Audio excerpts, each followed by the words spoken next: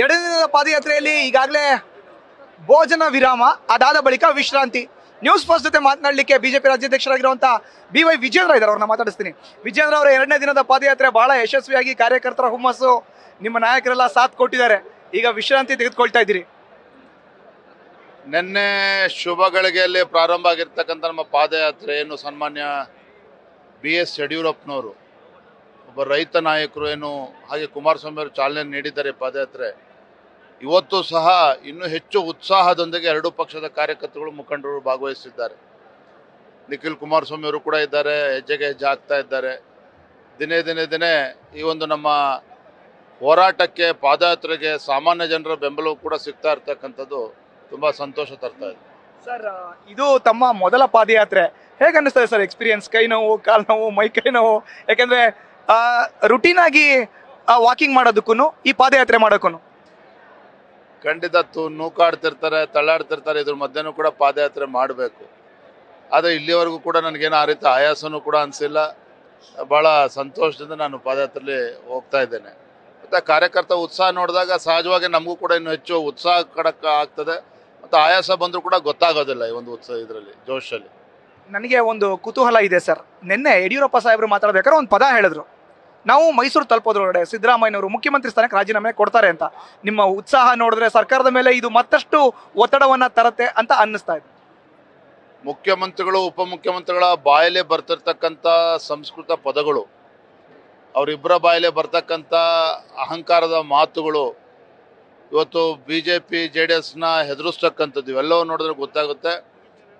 ಆಡಳಿತ ಪಕ್ಷದ ಮುಖಂಡರು ಹತಾಶರಾಗಿದ್ದಾರೆ. ಒಂದು ಕಡೆ ಮುಖ್ಯಮಂತ್ರಿಗಳು ಇವತ್ತು ಅವ್ರಿಗೇನು ಮಾತನಾಡಬೇಕು ತೋಚ್ತಾ ಇಲ್ಲ.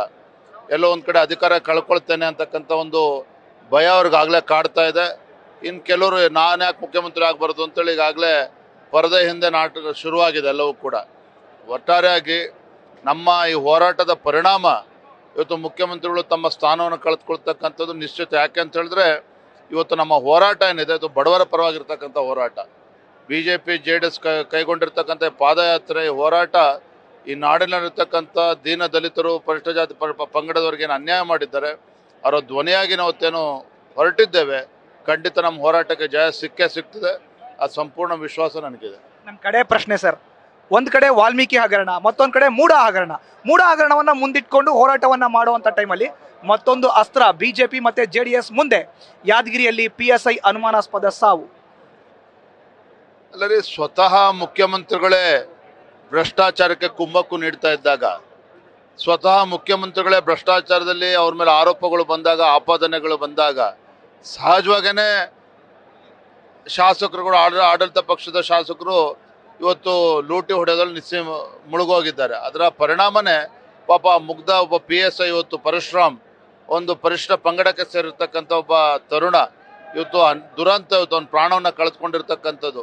ಚಂದ್ರಶೇಖರ್ ಆತ್ಮಹತ್ಯೆ ಮಾಡ್ಕೊಂಡಿದ್ದಾರೆ, ಪರಶುರಾಮ್ ಇವತ್ತು ಆತ್ಮಹತ್ಯೆ ಮಾಡ್ಕೊಂಡಿದ್ದಾರೆ. ಮತ್ತೊಂದು ಕಡೆ ಪೇಮೆಂಟ್ ಆಗದೇನೆ ಕಾಂಟ್ರಾಕ್ಟರ್ಗಳು ಆತ್ಮಹತ್ಯೆ ಮಾಡ್ಕೊಳ್ತಾ ಇದ್ದಾರೆ. ಆದರೂ ಕೂಡ ಬಂಡ ಸರ್ಕಾರ ಇವತ್ತು ಮೂರು ಬಿಟ್ಟು ನಿಂತಿರ್ತಕ್ಕಂಥದ್ದು ಈ ರಾಜ್ಯದ ದುರಂತ ಇದೆ. Thank you sir. ಇದು ಒಟ್ಟಾರೆ BJP ರಾಜ್ಯಾಧ್ಯಕ್ಷ BY ವಿಜೇಂದ್ರ ಅವರ ಮಾತು. ಕ್ಯಾಮರಾ ಪರ್ಸನ್ ಅವಿರಾಜ್ ಜೊತೆ Madhusudan, news first Kannada, Ramanagara. News first ನಿರ್ಭೀತಿಯಿಂದ ನಿಮ್ಮ ಪರವಾಗಿ.